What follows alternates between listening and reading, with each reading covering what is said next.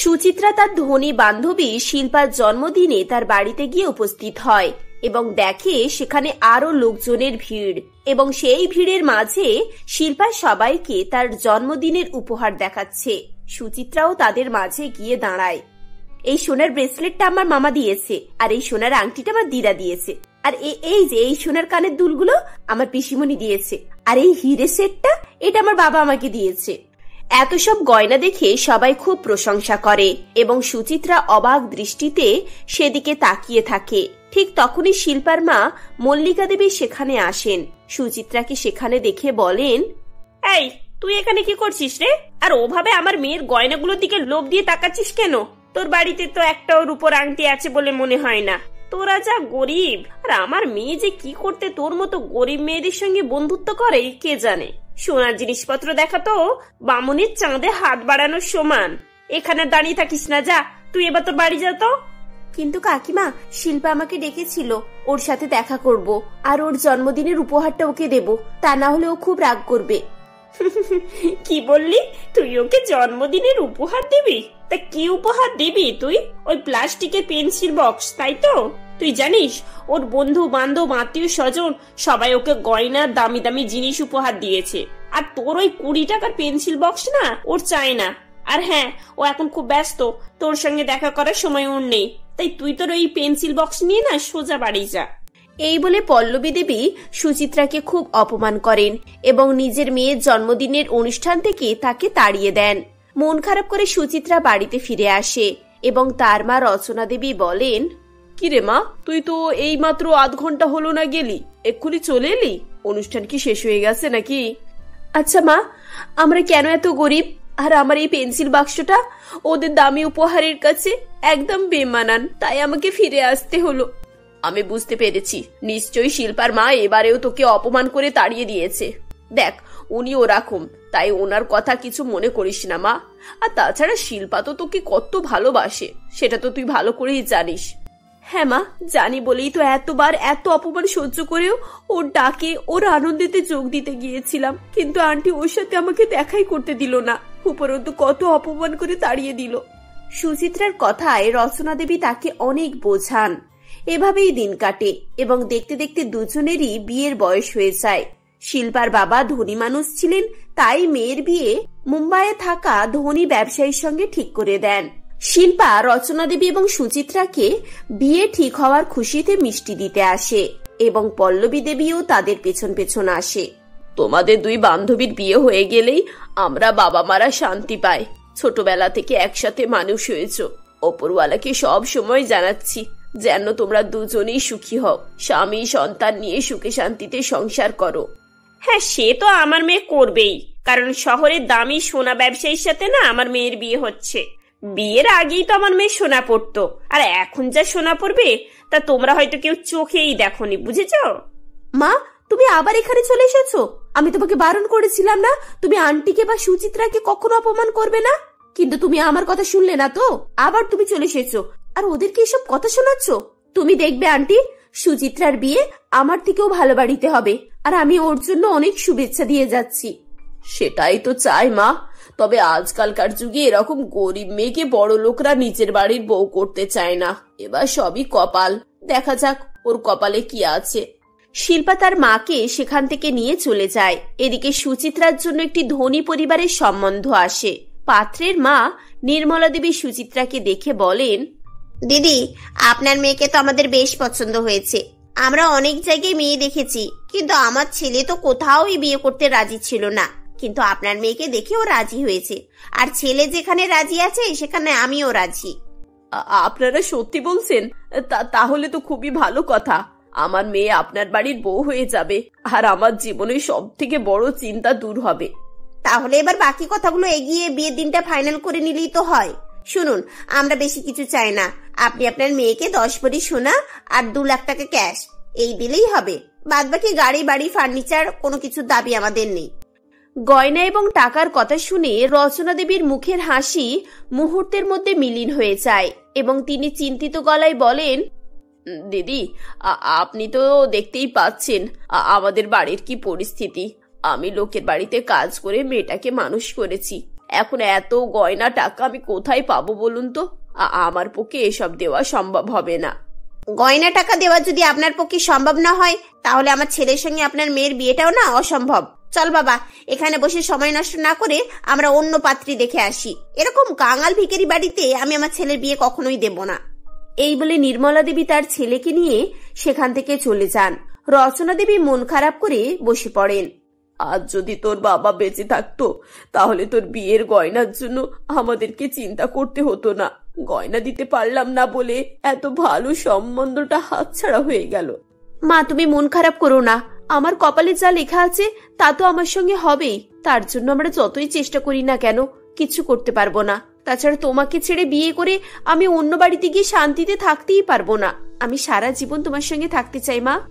এরকম হয় না রে মা, মেয়েকে তো একদিন তার শ্বশুর বাড়িতে যেতেই হয়। জানি এটা খুব কষ্টকর একটা সিদ্ধান্ত, কিন্তু এটাই তো জীবন বল, এটা তো করতেই হয়। এভাবে আরো কিছুদিন কাটে এবং গ্রামে দুবাইয়ের মৃদুল নামে এক ছেলে তার প্রজেক্ট নিয়ে আসে।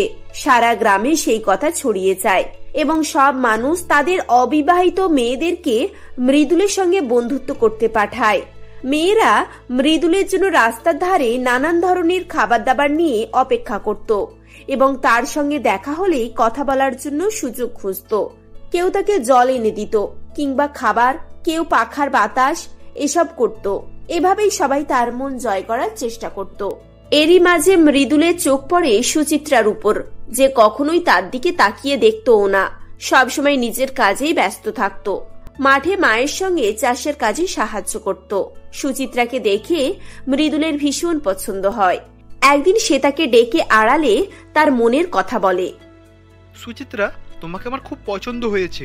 আমি এই গ্রামের প্রজেক্টের কাজে এসেছি, কিন্তু আমার মায়ের ইচ্ছা যে দেশের মেয়েকে যেন বিয়ে করি। দুবাই আমার পরিবার থাকে ঠিক কথা, কিন্তু আমার বাড়ি এইরকমই একটা গ্রামে, তাই জন্য সকলেই আমরা গ্রামের সঙ্গে ভালোভাবে যুক্ত আছি।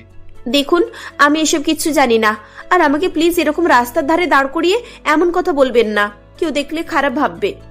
আর কোনো কথা না বলে সুচিত্রা সেখান থেকে চলে যায়। মৃদুল কিন্তু আশা ছাড়ে না। কদিন পর সে খোঁজ নিয়ে সুচিত্রার বাড়িতে যায় এবং তার মাকে গিয়ে সমস্ত কথা বলে। মেয়ে এত বড় বাড়ির বউ হয়ে যাবে, এই কথাতে রচনা দেবীর আনন্দের সীমা ছিল না। কিছুক্ষণ পর সুচিত্রা বাড়ি ফিরে এলে তিনি তাকে এসব কথা বলেন। মায়ের আনন্দ দেখে সুচিত্রা আর কোনো আপত্তি করে না এবং কিছুদিনের মধ্যেই মৃদুল সুচিত্রাকে বিয়ে করে দুবাইয়ে নিয়ে চলে যায়। সেখানে তার শাশুড়ি দেবযানী দেবী, ননদ মুক্তা এবং শ্বশুরমশাই প্রীতম বাবু তাদের জন্য অপেক্ষা করে থাকেন।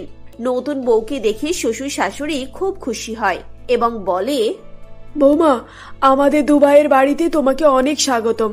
আমার ছেলে জীবনের সব থেকে ভালো কাজটা করেছে তোমাকে বিয়ে করে। এখানে আসার পর তো আমি তো চিন্তাই ছিলাম যে আমার ছেলে এখানকার কোনো মেয়েকে না বিয়ে করে ফেলে, কিন্তু গ্রামের মেয়েকে বিয়ে করে ও আমাদের মন জয় করে নিয়েছে। আমার ছেলের পছন্দ খুবই ভালো, তাই তোমাদের উপর আমার ভরসা আছে। আমি জানি তুমি আমাদের পরিবারে মানিয়ে গুছিয়ে চলতে পারবি। সবার কথা শুনে সুচিত্রা খুবই খুশি হয়, কিন্তু মুক্তা তার বৌদিকে দেখে কোনো রকম মন্তব্য করে না। আসলে সুচিত্রাকে তার খুব একটা পছন্দ হয়নি। সে তার একটি মডার্ন বৌদি আশা করেছিল, কিন্তু সুচিত্রা গ্রামের মেয়ে, কিন্তু সে তার বাবা মার কাছে সেরকম কিছুই বলে না। কয়েকদিন পর সুচিত্রা তার শ্বশুরবাড়ির সবাইকে তার হাতের দেশের খাবার রান্না করে খাওয়ায়। খাবার খেয়ে শ্বশুর শাশুড়ি সুচিত্রার খুব সুনাম করে এবং দেবযানী দেবী বলেন, তোমার হাতের রান্না খেয়ে না পুরানো দিনের কথা মনে পড়ে গেল বৌমা। আমার মা ঠিক এমন ভাবেই রান্না করত। আমি তো অনেক বছর হয়ে গেল গ্রামে যাইনি, আজ না তোমার খাবারে পুরো গ্রামের স্বাদ পেয়ে গেলাম। তোমার হাতের ভালো ভালো খাবার খেয়ে শুধু সুনাম করলেই হবে? বৌমার উপহার কোথায়? একে তো একটা গয়না পরতেও দেখি না। ও দুবাইয়ে এসেছে, অথচ এখানে গয়না ছাড়াই ঘুরে বেড়াচ্ছে। আমরা সকলে মিলে যদি একটা একটা করে উপহার দিই তাহলেই তো হয়ে যাবে। তুমি বলার আগেই আমি সবকিছু ভেবে রেখেছি। আজকেই বিকেলে আমি ওকে নিয়ে আমাদের এখানকার ফেমাস গয়নার দোকানে যাব। বৌমা, তুমি তৈরি হয়ে থেকো, আর তোমার যদি কিছু পছন্দ থাকে তাহলে তার ছবিগুলো সঙ্গে রাখবে। কিন্তু মা, গয়না তো অনেক দামি, আপনারা আমাকে অন্য কিছু দেন না। শুধু শুধু এত টাকা খরচ করে তো কোনো লাভ নেই। দেখলে তো মা, গ্রামের গরিব বাড়ির মেয়েকে বউ করে এনেছো, আর তার চিন্তাধারা কিরকম। আমাদের মান সম্মানের কথাটা একটুকু ভাবছে না। এখানে আমাদের কত সুনাম, আর তুমি আমাদের বাড়ির বউ হয়ে এরকম ভিখিরিদের মতো ঘুরলে আমাদের বদনাম হবে না?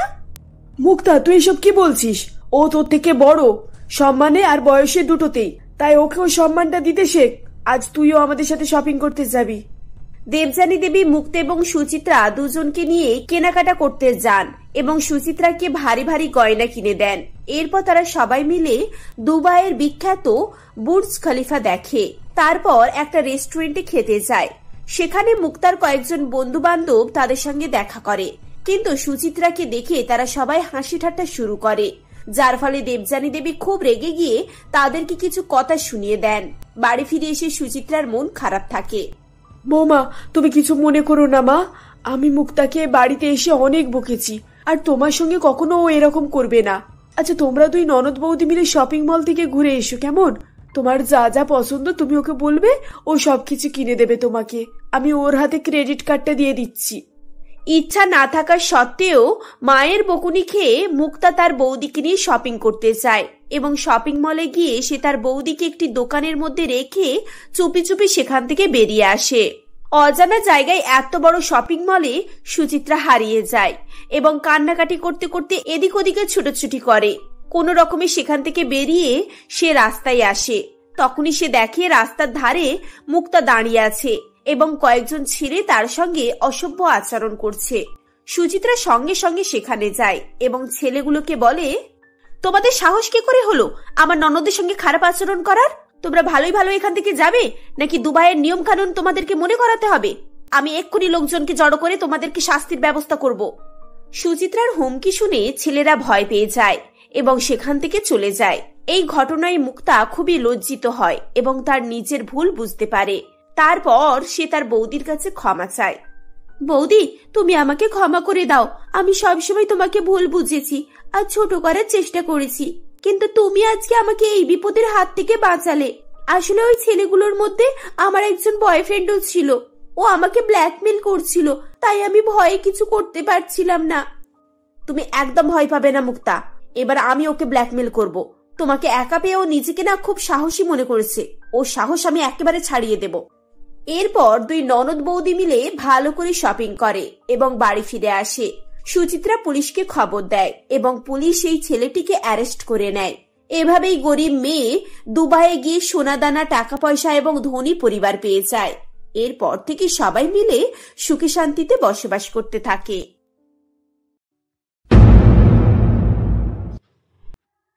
সীতা তার স্বামী সুরেশ ও তার দুই ছোট ছোট সন্তান পল্টু ও পিঙ্কিকে নিয়ে শ্যামপুর গ্রামে বসবাস করে। সুরেশবাবু দিনমজুরির কাজ করে সংসার চালাতো, যার কারণে তাদের বাড়িতে তেমন একটা সুযোগ সুবিধা ছিল না। ছেলে মেয়েদের জন্য সুরেশ তেমন কিছুই আনতে পারত না। অনেক কষ্ট করে দুটো টাকা জমিয়ে পল্টু আর পিঙ্কিকে স্কুলে ভর্তি করে। সীতা বাড়ির কাজ করেও অনেক সময় বেঁচে যেত বলে এমনই একদিন সুরেশকে বলে, সুরেশ, বলছি তোমার সঙ্গে আমার একটা কথা ছিল। আসলে তুমি তো জানো বাড়ির কাজ আর কি বা আছে, রান্না বান্না, দুটো বাচ্চাকে খাইয়ে স্কুলে পাঠানো, এছাড়া তো আর কোনো কাজই করতে হয় না। তাই আমি ভাবছি কি, আমি যদি লোকের বাড়িতে কাজ পাই তাহলে তো সেখান থেকে 2-4 টাকা উপায় হতো, তাই না? তুমি যদি কাজে যাও তাহলে তো পাড়া প্রতিবেশী লোকেরা সবাই হাসাহাসি করবে, আর তাছাড়া বাচ্চা দুটো বাড়িতে আসলে তাদেরকেও তো দেখাশোনা করতে হবে, আর ওদেরকে স্কুলে রেখে আসা নিয়ে আসা সবই তো তোমাকেই করতে হয়। সেগুলো তাহলে কে করবে? ওহো সুরেশ, তুমি এত চিন্তা করছো কেন? আমাদের 2 সন্তান কি একা যায়? পাড়া প্রতিবেশী থেকে তো আরো অনেক ছোট ছোট বাচ্চারা স্কুলে যায়, তাদের সঙ্গে যাবে আর তাদের সঙ্গেই চলে আসবে। আর তাদেরও তো মা বাবারা আনতে যায়, তাহলে আমাকে আর যেতে হবে না। ওদের দুজনকে বলে দেবো, বাকি বাচ্চাদের সাথে ওরাও চলে আসবে। কিন্তু সীতা, ওরা তো বাড়িতে আসলে তোমাকে খুঁজবে আর ওদেরকে খাবার দাবারও দিতে হবে, তখন তুমি কি করবে? আরে বাবা, কাজ থেকে তো তুমি দুপুরবেলাতে বাড়ি ফেরো, তাহলে তখন তোমরা 3 জন মিলে একসঙ্গে খাবার খেয়ে নিও। আর দেখি না, যদি আমি এই কাছেই কাজ পেয়ে যাই তাহলে তো দুপুরবেলা একবার এসে আমি ওদেরকে খাইয়ে আবার চলে যাব। আচ্ছা ঠিক আছে, তুমি যেটা ভালো মন্দ বুঝবে সেটাই করো। আর হ্যাঁ, আমি তোমার উপর কোনো চাপ দিতে যাব না, আমি যতটুকু পারবো নিজেই চেষ্টা করব। এভাবেই কথাবার্তা বলার পর সুরেশ কাজে বেরিয়ে যায়। তারপর সীতা পল্টু আর পিঙ্কিকে খাবার খাইয়ে স্কুলে রেখে আসে। স্কুলে রেখে আসার পর বাড়ির রান্নাবান্না আর বাকি সমস্ত কাজ মিটিয়ে ফেলে। তারপর একটা কাজের সন্ধানে বার হয়। রাস্তায় যেতে যেতে সীতা মনে মনে ভাবতে থাকে, আমাকে কোনো গরিব বাড়িতে কাজ খুঁজলে হবে না, ধনী বড়লোক বাড়িতে কাজ খুঁজতে হবে, কারণ ধনী লোকরাই কাজের লোক রাখে, আমাদের মতো গরিব লোকেরা কি আর কাজের লোক রাখবে? তাদের কাছে তো খাবার মতো পয়সাই থাকে না, আর কাজের লোক তো দূরের কথা। ওই তো ওই সামনে একটা বাড়ি দেখা যাচ্ছে। যাক, তাহলে কাছাকাছির মধ্যেই একটা কাজ পাওয়া যাবে। দেখি একবার দরজার বেলটা বাজিয়ে দেখি। এই বলে সীতা দরজার কলিং বেলটা বাজায়। ভেতর থেকে একজন ভদ্রমহিলা বেরিয়ে আসে। ভদ্রমহিলার নাম ছিল টিনা। সে ছিল অত বড় ধনী বাড়ির মালকিন। হ্যাঁ বলুন, কাকে চাই? আপনি কি কাউকে খুঁজছেন? না না, আসলে ম্যাডাম আমার একটা কাজের খুব প্রয়োজন। আমাকে কিছু কাজ দেবেন আপনার বাড়িতে? যদি আপনি ছোটোখাটো কিছু কাজ দিয়ে দেন তাহলে আমার অনেকটা সাহায্য হয়ে যায়। আমার বাড়িতে দুটো ছোট ছোট সন্তান আছে, তাদের মুখে ভালো মন্দ কিছু খাবার তুলে দিতে পারি না, তাই নিজেই কাজের সন্ধানে বেরিয়ে পড়লাম। ও আচ্ছা আচ্ছা, সবই বুঝতে পেরেছি। আপনার স্বামী কি করে? আসলে ম্যাডাম আমার স্বামী দিনমজুরের কাজ করে যা টাকা রোজগার হয় তা দিয়ে যেমন হোক করে খালি সংসারটুকুই চলে। তাই আমি ভাবলাম লোকের বাড়িতে কাজ করলে হয়তো আরও 2-4 টাকা এগিয়ে আসবে, তাই কাজের সন্ধানে বেরিয়ে পড়লাম। আপনি কি দয়া করে আমাকে কিছু কাজ দিতে পারবেন? হ্যাঁ হ্যাঁ, কাজ তো দিতেই পারি। আসলে আমার বাড়িতে তো কাজের লোকের প্রয়োজন ছিল, অনেক দিন ধরেই খোঁজাখুঁজি করছি কিন্তু পাচ্ছি না। যাক, আপনাকে পেয়ে তাহলে আমার অনেক ভালোই হলো। আসুন আসুন, ভিতরে আসুন, আমি আপনাকে সবটা বুঝিয়ে দিচ্ছি। এই বলে টিনা তাকে বাড়ির ভিতরে নিয়ে যায় এবং বাড়ির সমস্ত কাজ বুঝিয়ে দিতে থাকে। এই দেখুন, এটা হলো আমাদের রান্নাঘর। এখানেই আপনাকে রান্নাবান্না করতে হবে, আর আপনি এখানেই সব কিছু মাল মশলা পেয়ে যাবেন। এখানে আপনার কোনো রকমেরই অসুবিধা হবে না। আর হ্যাঁ, আমার ছেলেমেয়ের জন্য একটু সময়ে খাবারটা বানাতে হবে, কারণ ওরা আবার খেয়ে স্কুলে যাবে তো। আর আমার স্বামী, ও তো অফিসে যাবে, সেই কারণে আপনাকে সময়ের একটু আগেই আসতে হবে। ম্যাডাম আপনাকে অনেক অনেক ধন্যবাদ। আপনি আমাকে আপনার নিজের বাড়িতে কাজ দিলেন। সত্যি এই কাজটা পেয়ে আমি অনেক খুশি হয়েছি, আর হয়তো আমাদের কোনো সমস্যাও থাকবে না। ম্যাডাম তাহলে কাল থেকে আমি কাজে চলে আসি? হ্যাঁ হ্যাঁ নিশ্চয়ই, আপনি কাল থেকেই কাজে চলে আসবেন। কথাবার্তা বলার পর সে নিজের বাড়িতে ফিরে আসে। সীতা খুবই খুশি হয়েছিল টিনা ম্যাডামের বাড়িতে কাজ পেয়ে, আর ওদিকে টিনা ম্যাডামও অনেক খুশি হয়েছিল নিজের বাড়িতে কাজের লোক পেয়ে যাওয়ার কারণে। এরকমভাবেই দেখতে দেখতে বেশ কিছুদিন অতিবাহিত হয়ে যায়। সীতা টিনা ম্যাডামদের বাড়িতে কাজে যেতে শুরু করে দেয়। সময়ের মতো খাবার দাবার আর খুবই মেহনতের সঙ্গে সব কাজ করে ফেলতো। সীতার এত সুন্দর এত ভালো কাজ দেখে টিনা অনেকই প্রশংসা করত, আর মাস গেলে তাকে কয়েকটা টাকা বেশিও দিত, যার কারণে সীতা আরও বেশি খুশি হয়ে যেত। দেখতে দেখতে আরও বেশ কিছুদিন কেটে যায়। একদিন টিনা শপিং মলে গিয়েছিল। সেখান থেকে ফেরার পথে তার 2 সন্তানের জন্য পিৎজা, মোমো, বার্গার কিনে নিয়ে আসে। তারপর টিনা যখন বাড়ি আসে তখন সীতাকে ডাকতে থাকে। সীতা, এই সীতা, আরে একটু এদিকটা আসো না। আর হ্যাঁ, একটা প্লেট নিয়ে আসবে। ওহো, তোর একটু চুপ করে বস না, আমি তোদের প্লেটে দিচ্ছি। টিনা ম্যাডামের কথা মতো সীতা টিনা ম্যাডামের সামনে প্লেট নিয়ে এসে হাজির হয়। তখন পিৎজা আর মোমো খাবার জন্য টিনা ম্যাডামের 2 সন্তান কাড়াছেঁড়া করছিল। ওহো ভাই, আমাকে দে, আমি জানি না। মা দেখো না, আমার মোমোটা আমাকে দিচ্ছে না, তুমি দিতে বলো না ওকে। মা মা মোমো খেতে তো আমিও পছন্দ করি, তাহলে আমি আগে খাবো, আমাকে দিতে হবে। আর ওকে পিৎজা আর বার্গারটা খেতে বলো। না, আমি মোমোটাই খাবো, আমি মোমো খেতে খুব ভালোবাসি, তাই আমি মোমোই খাবো, তুই চুপ করে দে আমাকে। এরকমভাবেই টিনা ম্যাডামের 2 সন্তান ঝগড়া ঝামেলা করছিল। সীতা তাদের দুজনকে ভাগ করে দেয়। তখন তার 2 বাচ্চা চুপ করে সেটা খেয়ে নেয়। সেটা দেখে টিনা বলে, সত্যি বলতে কি জানেন, আমি তো এদের দুজনকে নিয়ে আর পারিই না। কার কখন কি খাবার ইচ্ছা যায় সেটাই তো বুঝতে পারি না। ওহো যাক, ভাগ্যিস আজ আপনি ছিলেন, আজকের মতো তাহলে বাঁচা গেল। আচ্ছা ওদের বাদ দিন, এবারে আপনি একটু খেয়ে দেখুন কেমন লাগে। ম্যাডাম আপনি কি বলছেন? আপনি তো আপনাদের নিজেদের জন্য এনেছেন, আর এটা আপনি আমাকে দিচ্ছেন? না না না, আমি এটা কোনোভাবেই খেতে পারি না, আর তাছাড়া এসব আমরা খাইও না, কেমন খেতে তাও জানি না। হ্যাঁ জানি তো, তাই জন্যই তো আপনাকে খেতে বলছি। নিন দেখুন, একটু খেয়ে দেখুন কেমন লাগে। এই বলে টিনা সীতাকে 2 পিস মোমো দেয়। মোমো খেয়ে সীতার খুবই ভালো লেগে যায়। তারপর সে অনেক প্রশংসা করতে থাকে। এরকমভাবেই দেখতে দেখতে রাত্রিবেলা সীতা সব কাজ মিটিয়ে দিয়ে বাড়িতে ফিরে আসে। আসার পথে সে মনে মনে ভাবে, সত্যি মোমোটা খুব সুন্দর ছিল, এরকম সুস্বাদু খাবার পাওয়া যায় এটা তো আগে জানতামই না। আমার যদি 2 সন্তান এই মোমো খেত তাহলে ওরা ভুলতেই পারতো না, সবসময় আমার কাছ থেকে চাইতো। আমিও একদিন ওদেরকে এরকম টেস্টি মোমো বানিয়ে খাওয়াবো। কালকে ম্যাডামের কাছ থেকে জিজ্ঞাসা করে নেব কেমনভাবে মোমো তৈরি করে। এইসবই ভাবনা চিন্তা করতে করতে সীতা বাড়ি পৌঁছে যায়। তারপর নিজের বাড়িতে এসে বাচ্চাদেরকে এবং সুরেশকে খাবার খাইয়ে নিজে খেয়ে ঘুমিয়ে পড়ে। দেখতে দেখতে বেশ কিছুদিন অতিবাহিত হয়ে যায়। সীতা টিনা ম্যাডামের কাছ থেকে মোমো বানানোর রেসিপিটা খুব ভালোভাবেই বুঝে নেয়। তারপর সে একবার বাড়িতে চেষ্টা করে। হাতে টাকা পেতে বাচ্চাগুলোর জন্য মোমো কিনে নিয়ে যাবে বলে ঠিক করে। 1 প্লেট মোমো কিনে সীতা তার বাচ্চাদের জন্য নিয়ে যায়। পল্টু আর পিঙ্কি মোমো খেয়ে অনেকই নাম করতে থাকে। মা, তুমি এরকম মোমো কোথা থেকে কিনে নিয়ে আসলে? এটা তো অনেক সুস্বাদু খেতে। আচ্ছা মা, তুমি এরকম মোমো বানাতে পারবে না? বাড়িতে যদি এরকম মোমো রোজ খেতে পেতাম তাহলে খুব মজা হতো। এভাবেই পিঙ্কি আর বল্টু তার মাকে বলতে থাকে। এসব কথাবার্তা বলতে বলতে তারা তাদের খাওয়া দাওয়া শেষ করে। আর এরকমই ভাবে দেখতে দেখতে আরও বেশ কিছুদিন অতিবাহিত হয়ে যায়। একদিন সীতা কাজে যায়। তখন খুবই দুঃখী মনে টিনা ম্যাডাম সীতাকে বলে, সীতা, আসলে এই কথাটা কিভাবে বলবো আমি বুঝতে পারছি না। কি বলুন তো, আসলে কথাটা হলো এটাই যে আমার স্বামীর শহরে পোস্টিং হয়ে গেছে। আসলে ওখানের অফিসে যেতে হবে তো, তাই আমরা এখানে আর থাকবো না। আমরা এবারে শহরে চলে যাব। তুমি একটা অন্য কাজ খুঁজে নিও। টিনার মুখে এরকম কথা শুনে সীতা চমকে ওঠে। চমকে উঠলেও তার কোনো কিছু করার ছিল না, আর বলার মতো কিছু ছিল না। সেদিন শেষবারের মতো কাজ করে টিনা ম্যাডামের থেকে টাকা নিয়ে বাড়ি ফিরে আসে। তারপর হাতে টাকা পেয়ে বাচ্চাগুলো মোমো খেতে চায়। সন্ধ্যাবেলা যখন সুরেশ 2 সন্তানকে নিয়ে বাজারে যায়, তখন তারা দেখে যে মোমোর দোকানে অনেক ভিড়। তারা দাঁড়িয়ে থেকে থেকে বাড়ি ফিরে আসে।